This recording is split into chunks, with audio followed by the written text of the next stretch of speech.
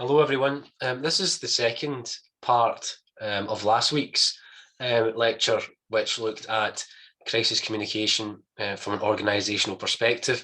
This time we're looking at the media engagement side and the extent to which crisis communication in your organisation is important when it comes to dealing with the media. And it might be different forms of media. It might not just be the news press or the broadcast media, but it could also be social media as well. And again, building on last week, what we can say is that an important part of pre-crisis planning and contingency planning is to ensure that you have a communications strategy in the event of a crisis unfolding. Myself, I've been trained with the Chartered Institute for Public Relations on crisis communication, and I'm going to share some of my insights from my knowledge through that, but also through the academic research as well. And you'll find on the Moodle site, there are additional readings for you to look at, which really build on what I'm saying in this brief talk. So, moving on.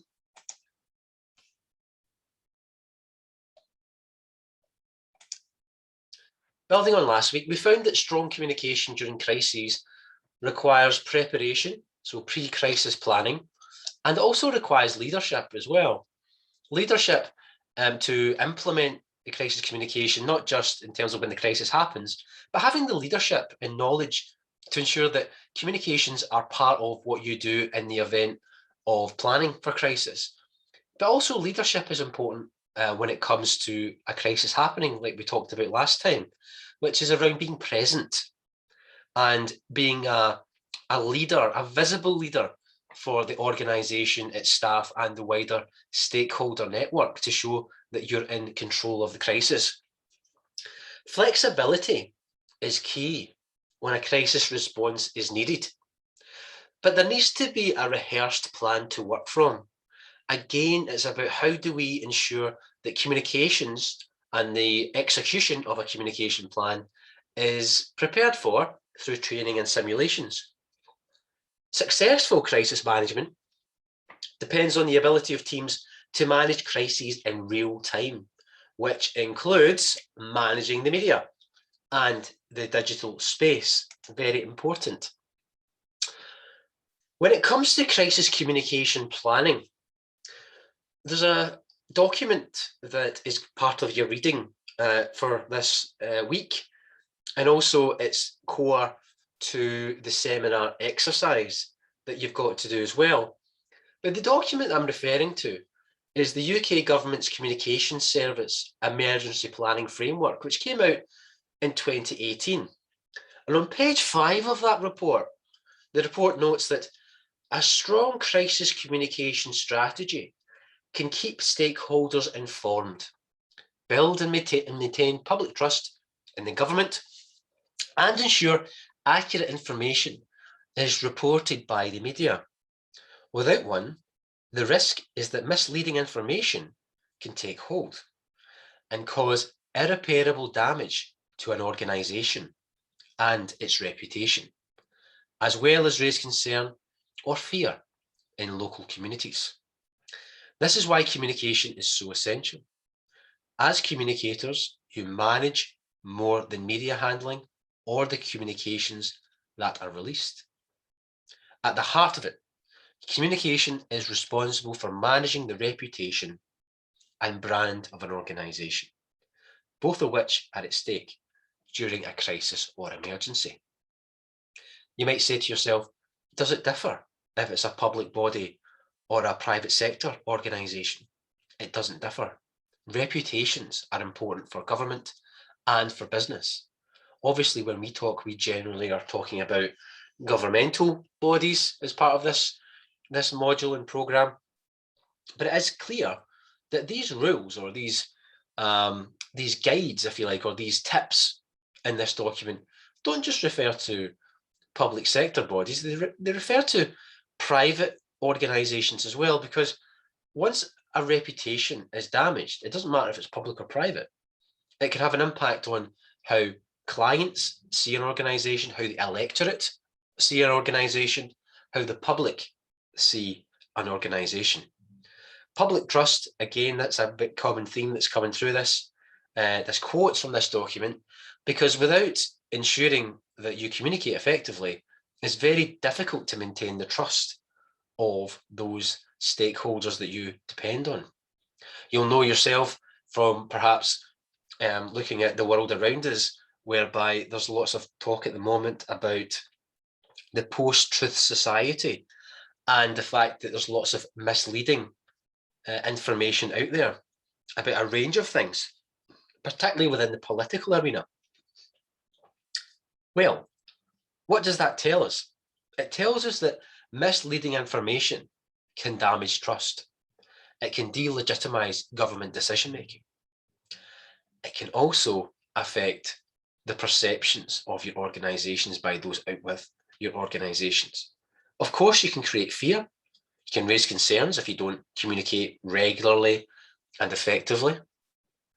But it's very important through the communication strategy that as an organisation, your public body or whatever organisation you're working for can ensure that information is kept up to date, but also that it's accurate, because the information you give out will shape behaviours.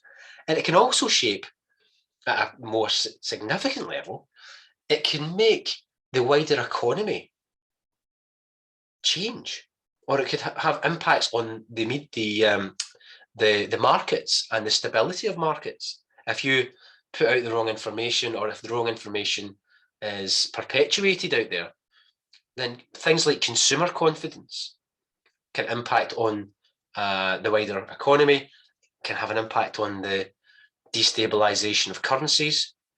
So it's very important to ensure that crisis communication planning is a key part of what you do as a crisis manager. Your bad news is their news seller. So say, for example, you're trying to manage a crisis and you're thinking about it from a communication side of things. It's important to understand your relationship with the media. Those who the news exists to report on events such as crisis. So, for example, if you've got a situation where the news is reporting on something that's went wrong, a crisis, and so on, you need to expect them to do that. You need to expect the news outlets, be it print media, broadcast media, to want to report on crises, because they're unusual events and it can actually lead to the selling of lots of newspapers. One problem, though, is, or one danger to avoid, is viewing the media as the enemy. Don't treat them that way. Don't treat them like the enemy, because sometimes you need the media. Sometimes you need the media to give you information about an unfolding set of events that you might not always know is happening, or you might need the media to help get your news across, to get your message across to people. So that might be that the media can help you understand what's happening outside of your organisation if the source of the crisis emerges beyond the corridors of your place, beyond the corridors of your organisation. So, for instance, organisations such as police services might welcome media cooperation to find missing persons or those suspected of committing crimes. If you think about things like a terrorist attack, it might be that there's intelligence services within government that know about suspects who could have fit the profile of the person that perhaps did it, or the group of people that did it, that committed the terrorist attack. But what if they're not? What if media and investigative journalists know more than you do? It might be useful to work with them in partnership. In this modern age, public sector organisations and government departments or bodies need a social media presence too, because we live in a 24-hour news cycle. Anyone can be posting messages on social media at any time. It's not like perhaps 2 decades ago where you would have to wait for news bulletins to come on the television or to buy your newspapers in the morning. It's not like that. The news is perpetual. It's constant. So in this modern age, your crisis communication plan has to acknowledge that, has to acknowledge that there's a 24-hour news cycle, and engaging with social media as part of that is extremely important. It's also important to remember from the media's perspective, they want to capture stories and interrogate unfolding events relating to a crisis. Say, for instance, you're a senior leader within an organisation, and this crisis affects your organisation. You could be walking to work or journeying yourself to work, and you're approached by a member of the media who has a camera, might have a microphone, and they're trying to get your personal opinion on what's happening, try to what you call doorstep you. So in other words, get a hot news item from you, get information from you about what's happening. That's a very challenging thing to deal with. It can be very difficult to offer comment to the media if you don't really know what's going on, or you're unsure about perhaps how much information to give at any point. It could be that you know either little, very little, or perhaps even unsure about what to say. Bear in mind, crises are emotional. So say, for instance, you are working in an organisation where a crisis has occurred in your organisation, and there could have been things like loss of life. There could have been incidents that have had an impact on your staff. You could be shaken at an emotional level. So to be doorstepped when you're feeling emotionally raw can be difficult, because that's just a challenging thing for any person to go through. But also it can be challenging because when you're overly emotional, sometimes it's difficult to keep rational with regards to what you're saying and the tone of what you're saying. So it is part of good crisis communication preparations for teams to undertake media training and expect to be asked questions in the event of a crisis. Training in all kinds of ways. It could be training in terms of how to use social media, but also what would you do in the event that you're doorstepped by the media? You're asked for a comment on the street by someone holding a microphone to your face and somebody else holding a camera. If you're arriving at your organisation to attend to the crisis, it is important to keep moving and avoid yourself being boxed in if you're being followed by the press. Ideally, you want to have some agreed form of words to say, but saying nothing to the media can give a bad impression. Okay, so just completely ignoring them can be a difficult thing to do. Often what you'll see is that those that are doorstepped who are followed by the media along the street, once the person who's the crisis manager arrives at their organisation, they may turn round and say to the media and give them a holding position, which is to say, we're currently dealing with the crisis. We will be communicating with the media regularly, and we'll get back to you as soon as we can, and then just leave and go into your office. Sometimes it's better to say very little than say too much, particularly if you've not got all the details to hand. A spokesperson might say more to the media, but keep it simple. So your organisation might actually have a spokesperson who deals with the media on a regular basis. And that's often the case. That's quite common now. But even at that, even though you've got a communication specialist or professional in your organisation, it's important to keep it simple, the messages that you give out. So what might you say if a crisis has happened?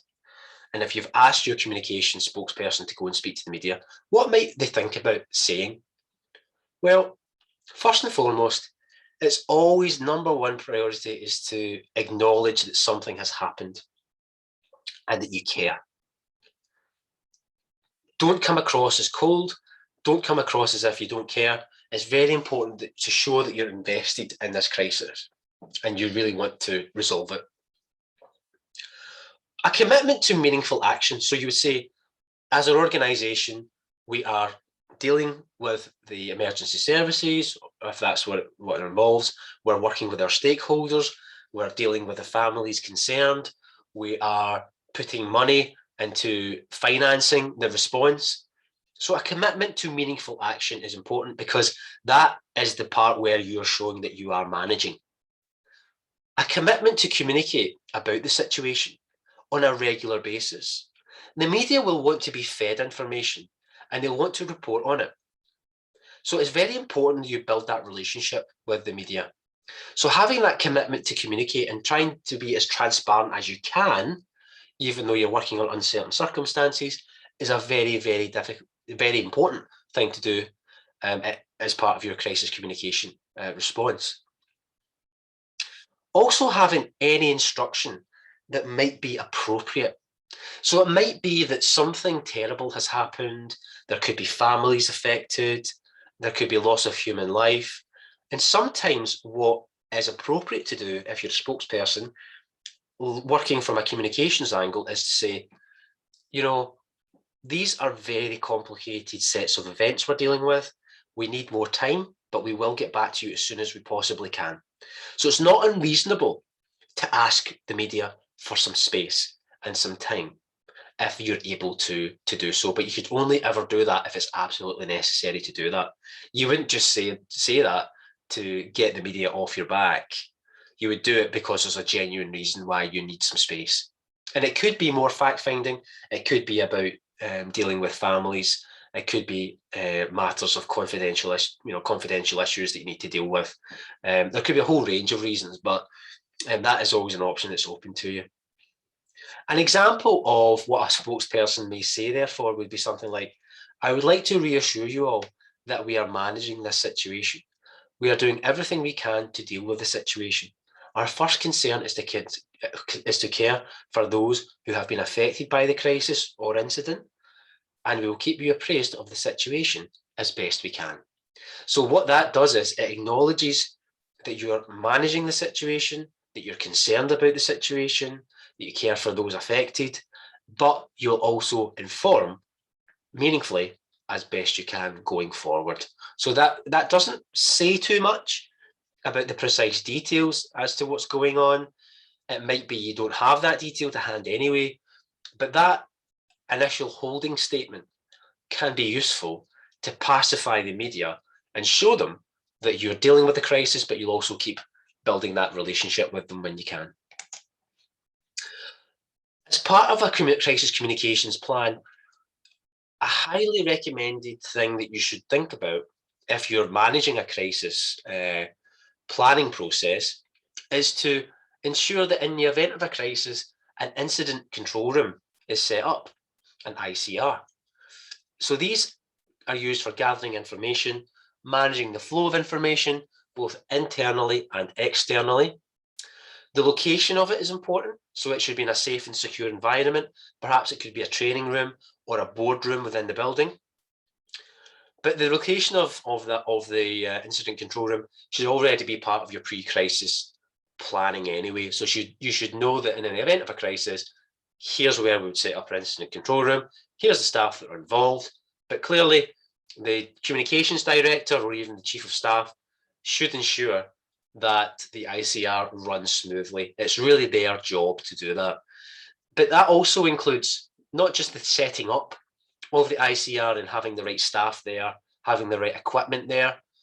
It's also about ensuring that there's a quiet room for staff nearby, because it might be that staff are exhausted, emotionally affected, challenged, or they might just need a space for unplugging from the situation, de-stressing from the situation, the opportunity to get away from the situation. So a quiet room for staff to go to on their own, or to go to have perhaps small group discussions or one-on-one discussions as required is important. Ensuring that staff take breaks, that's a very important job of a communications director, that the director also collects and reviews messages, updates leadership teams in the organisation when appropriate. In other words, there needs to be a machinery. There needs to be a machinery of communication that's set up in one place so that information is managed effectively, as well as the staff as well. As I said earlier, social media is an extremely important aspect of the channels by which you communicate during a crisis. Okay, so what should we do? What are the 4 steps to crisis management on social media? Or the 4 steps to dealing with issues? Right. On social media, it's important that you understand the importance of identification, knowing you have an issue. Evaluation is also about understanding how big an issue is and how it could be. Escalation refers to recognizing the priority, the appropriate level and resources required, and the response is to ensure who and how they will respond that is in tune with the situation. So basically, it's very important to know when you have an issue. So do you need to communicate on social media? Do you need to be at the forefront of doing that? How big is the issue? As part of the evaluation. So to what extent should we comment on the size of the issue, and to what extent should we ramp up social media engagement in light of that? What kind of resources do we need to manage the social media presence? What do we need to do there? The response, ensuring who and how they will respond is in tune with the situation. So the communications you put on social media posts, be it Twitter, Facebook, Instagram, wherever, it's important that the tone is right and that the right messaging is communicated to those who use social media to get their information.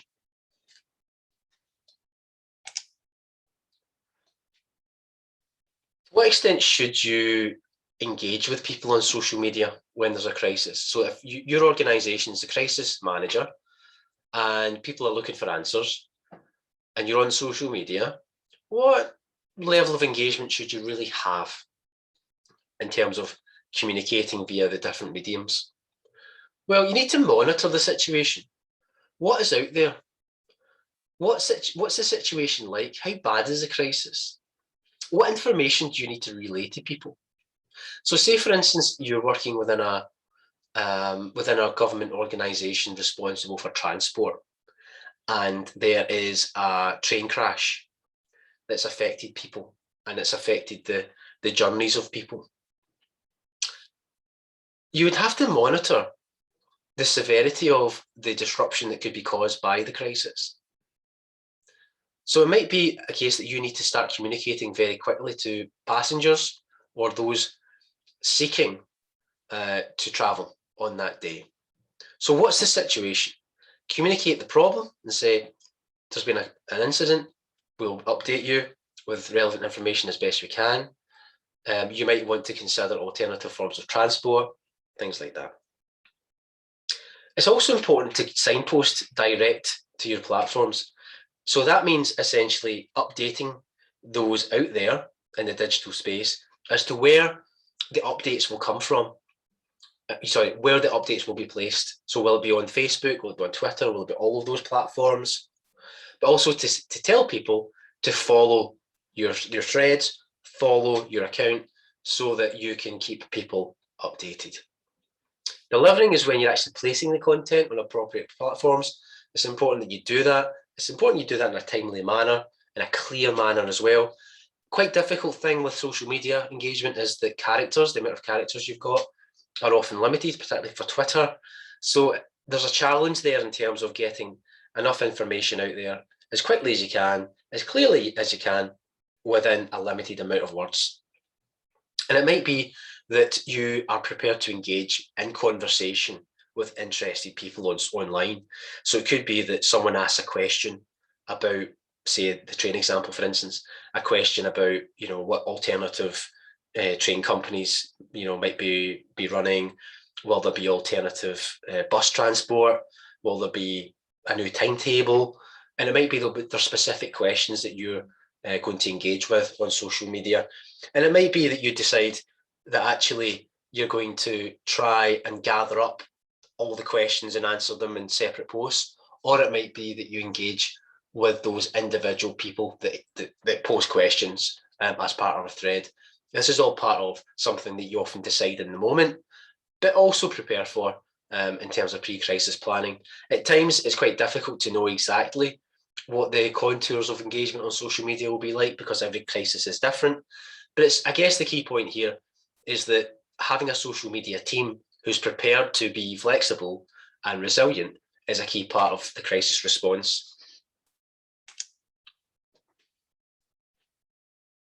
There are some considerations for distribution of response statements. So in the event of a crisis, you have to respond, don't you, and put out messages as to what's happening. Twitter is effective for rapid responses.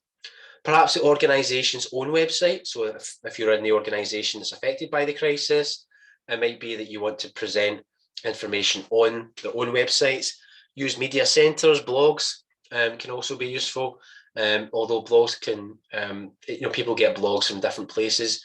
Often it's quite scattered, but then you do have kind of the well-known channels like Facebook, like Twitter. YouTube, native videos, so videos that are filmed in the moment on camera phones are uploaded to different social media platforms. That gives you an option as well. And it's a useful tool for spokespeople to respond at speed, to capture the narrative. And what I mean by capturing the narrative, well, really what you're trying to do in crisis communication is to set the agenda. Lots of people will have different opinions, and there might be misinformation out there, like I've said before, and different stakeholders might have their own perspectives. Having said that, you want to control the situation. So if you're a crisis communication expert working for the organisation affected by the crisis, or you're helping that organisation, then it's important that you capture the narrative. You say exactly what's happening on a regular basis and you stick to the facts. Therefore, you can capture the narrative.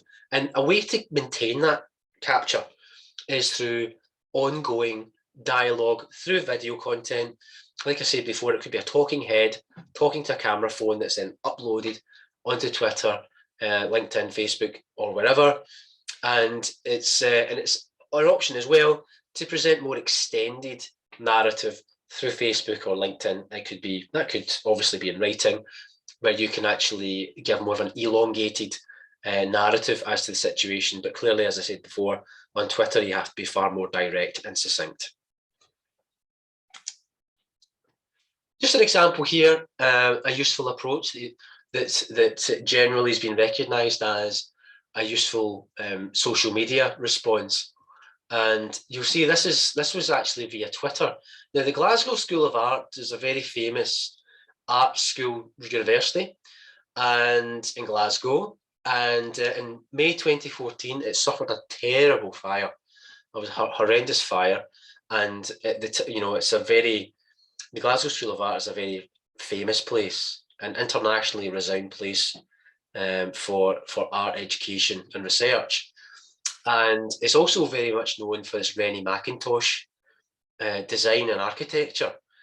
So it's a place that is very important to a lot of people, and not just in Glasgow, but beyond. So this terrible fire engulfed the building, the Glasgow School of Art and Glasgow city centre.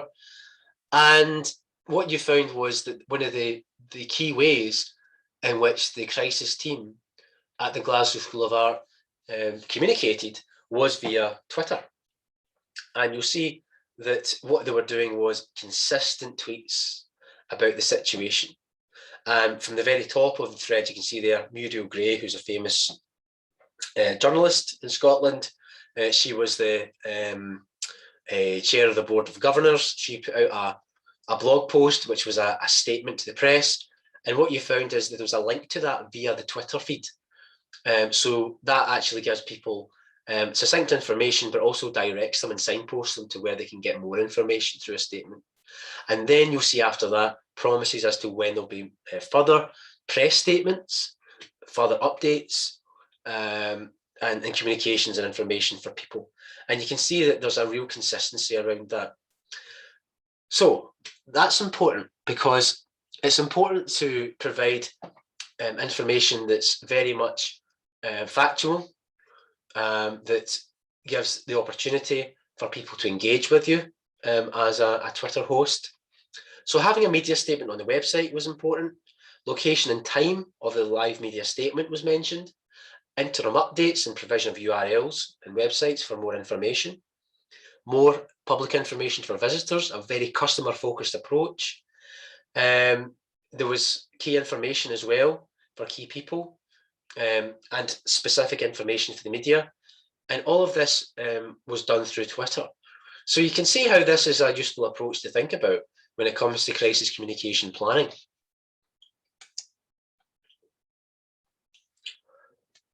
Some points here that you'll find useful is it's not just about giving the statement, and it's not just about keeping people up to date. It's also being very conscious about the language you use with the media and the words that you use with the media. As you'll see from this video online, this is a specialist in crisis management and public relations. One of the things that you'll see from this very brief video that I'll play is that the words that you use are very important, because the last thing you want to do is overpromise what you can do when communicating to the media, and having a well thought through plan for when it comes to media handling. So I'll press play on this video now. Hi everyone, welcome to this edition of The Broadcast, where we give you bite-sized bits of best practices to help you be a better leader and a more effective communicator. Each week on The Broadcast, we ask a discussion question. The question that we asked earlier this week was, what are the worst phrases that you've ever heard in a crisis communication statement? The folks at AJB Communications refer back to April 2017 when United Airlines dragged a passenger off the plane, and they said that they reaccommodated the passenger. And Gina also says the worst word she ever heard was reaccommodated the passenger. Now, Lee was speaking more generally and said, here are some phrases that she hates, and she's given us several of them. We don't know, we never knew, we didn't plan for it, we never planned for it, it wasn't our responsibility.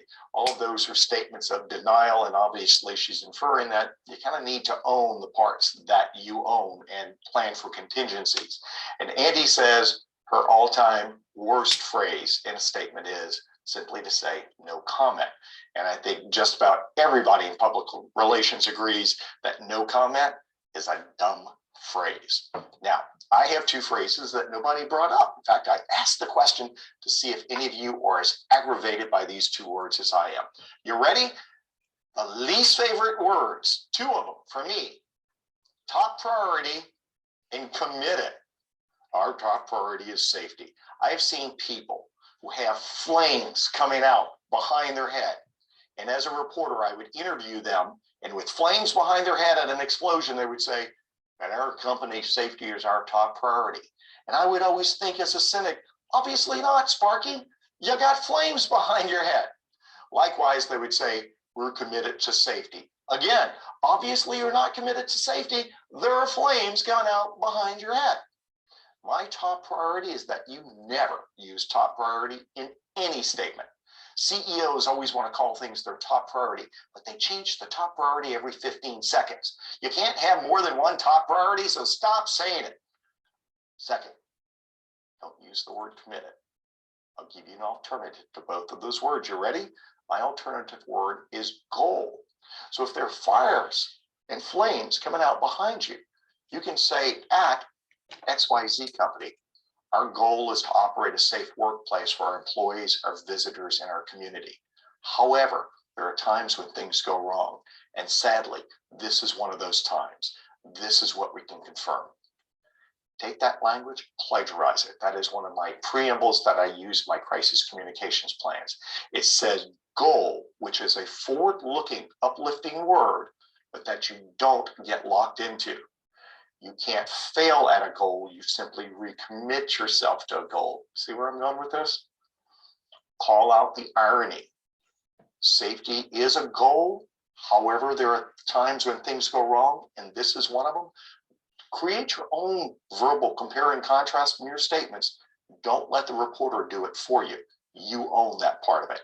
If you do that, you'll be much more successful in your crisis communication statements.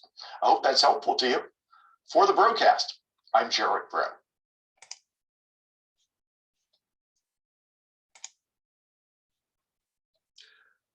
Okay, so language is important. What you say and don't say is very important. And again, over-promising is a real challenge when it comes to crisis communication. This is a screenshot from the document that I'm going to ask you to engage with as part of your learning and a part of your engagement with the module. And this is the document that I referred to earlier, which is from the Government Communication Service, and it's the Emergency Planning Framework. And this document was published in 2018, and a strong theme of this UK government document is about crisis communication. And within the document, it provides information about how you put together a communications plan. And this is going to be important for the seminar task that you'll have for this week. Now, page 10, and the document itself will be uploaded to the Moodle site, or there'll be a link to it, so you'll see it. But this starts on page 10 of the document, and I just want to flag and just kind of quickly go over the communications plan.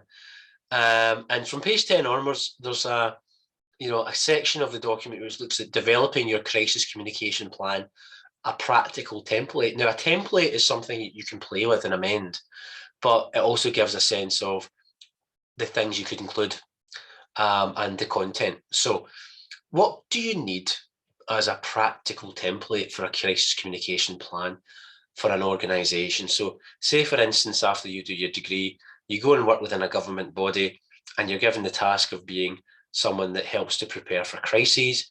You say you're going to take on responsibility for the communication elements. What are the things you might want to think about? Well, as part of your communication plan, it's important to have a title. So be specific, brief and relevant. So you should also have a background and aim. So this should be a broad statement of the problem you intend to solve, what you want to achieve.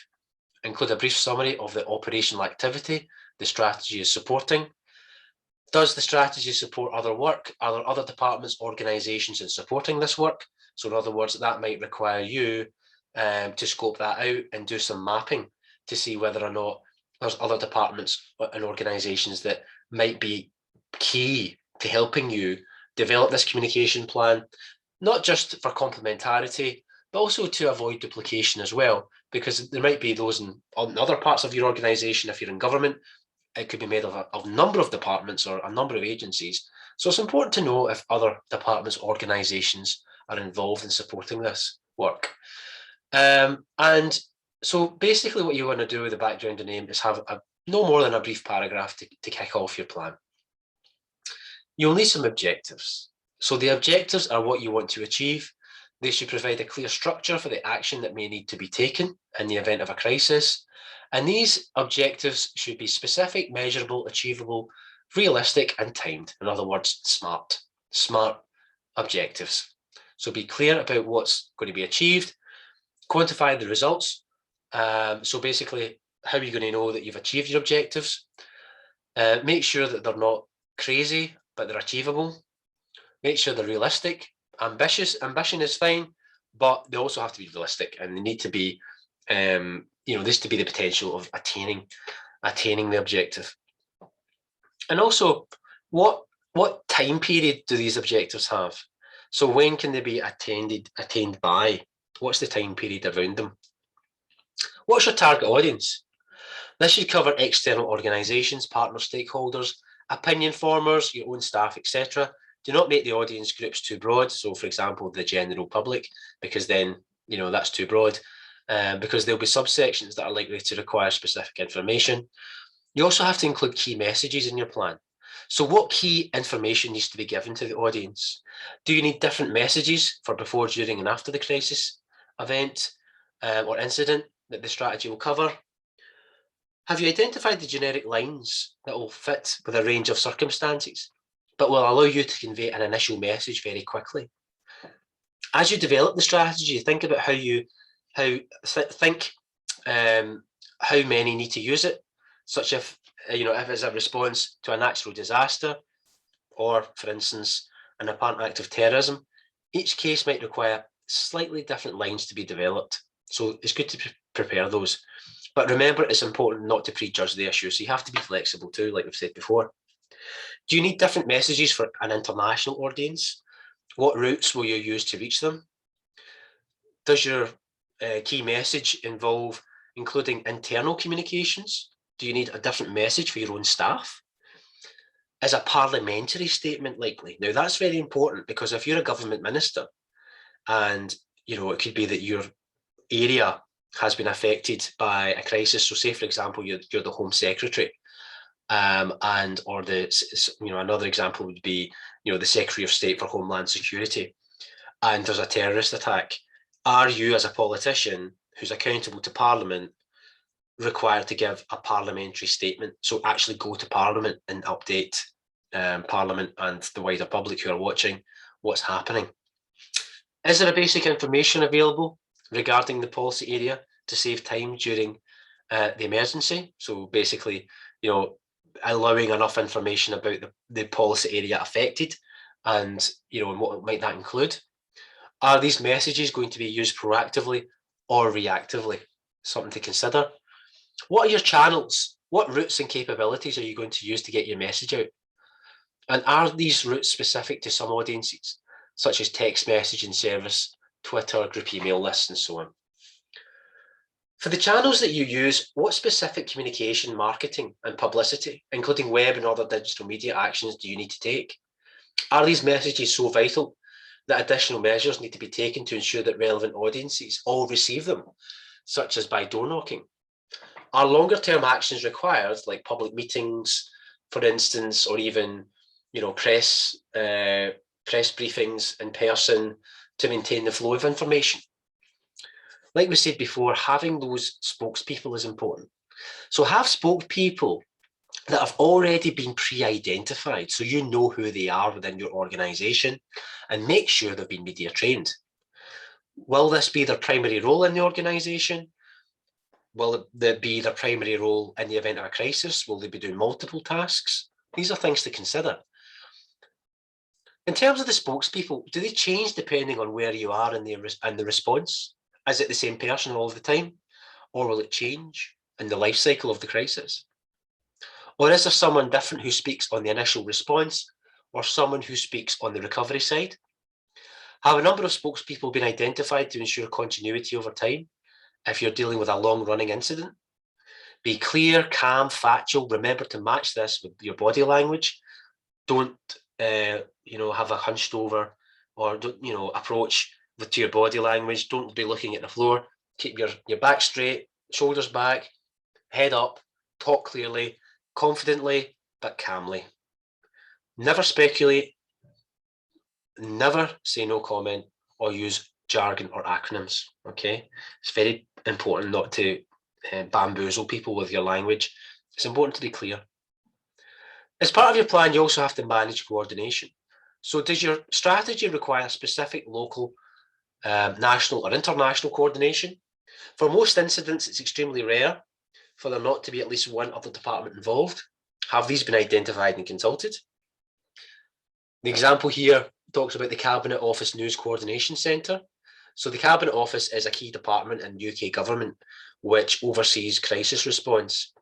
And basically what it does, it coordinates across government departments, so functional departments. So the Cabinet Office kind of sits above all the functional departments, and they're there as a kind of facilitator of information. So for instance, does there need to be the equivalent of a Cabinet Office that will be involved in the coordination of national messages during an emergency or incident? Does your communication plans include coordination with the News Coordination Centre? And in this instance, it's a Cabinet Office, but it might not be the Cabinet Office in the country that you live. It could be an equivalent coordination news and communication entity that sits in a certain part of government. Okay. So does your plan include how you'll communicate and coordinate information? That's very important too. Timescales, do you have specific timescales in your plan? How quickly can you set these plans up in operation? Is there a timeline that supports the actions in the proposed strategy?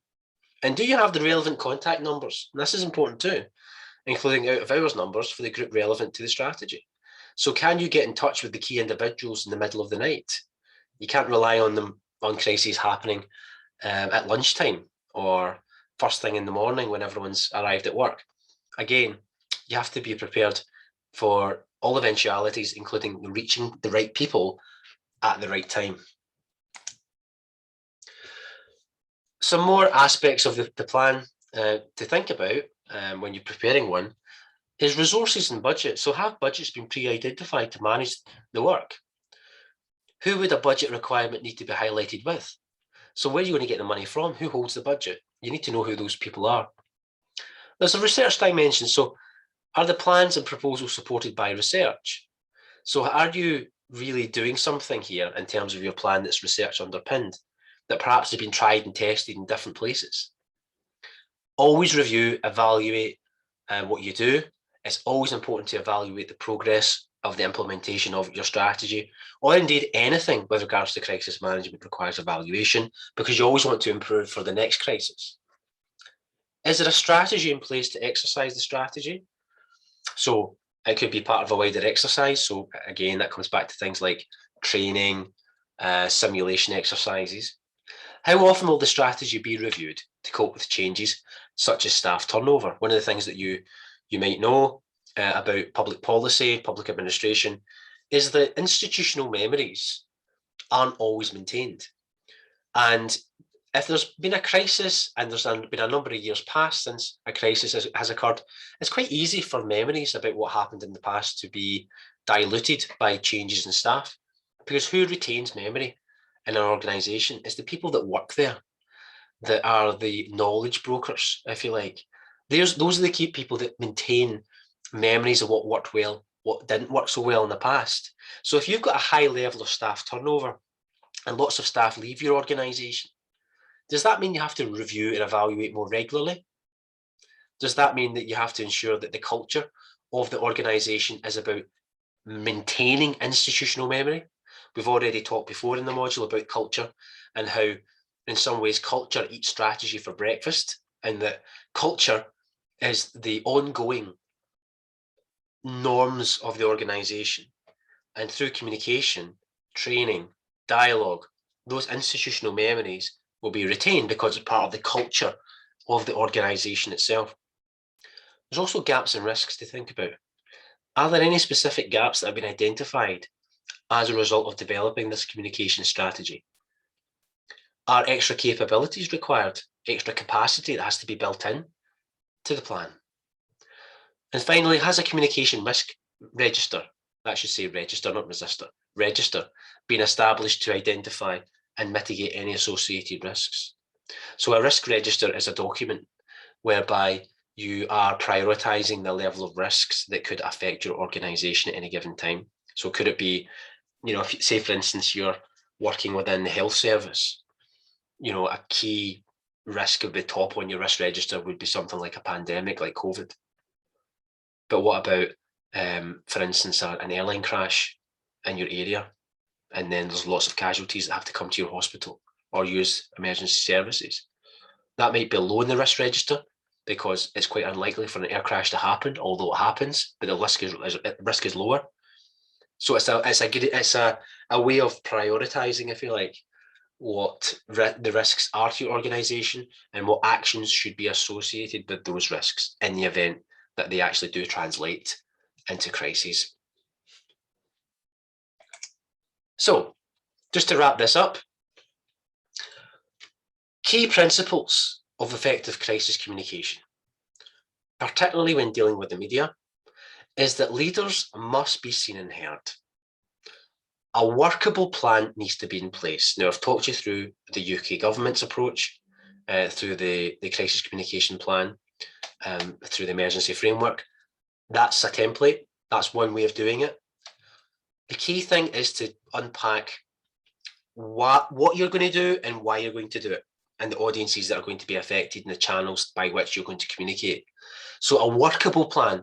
Now, the word workable is important because they should be tried and tested through training. Meaningful and visible action is key to any crisis communication. Ongoing communication needs to happen, so you need to drip feed information to the media. People must always come first in actions and communication. So no matter what statement you give to the press, no matter what you say in social media, no matter what you say in television broadcasting, you must always put people first in actions and communication, that you care about those affected, you care about staff affected, that you will do everything you can to make sure that no harm, no further harm comes to people, and that the well-being is your number one priority. That's a very, very important thing as part of the principles for effective crisis communication. So that's part two of the organisational crisis section of the module, looking at it from a communications angle. I do have some additional reading that I'm going to share on the middle page, as well as the emergency framework document I've been referring to by UK government, and have a look at the online Moodle site as well for the preparation that you'll be doing, so that you're prepared to come to class to engage with the exercise that I provide for you around communication planning.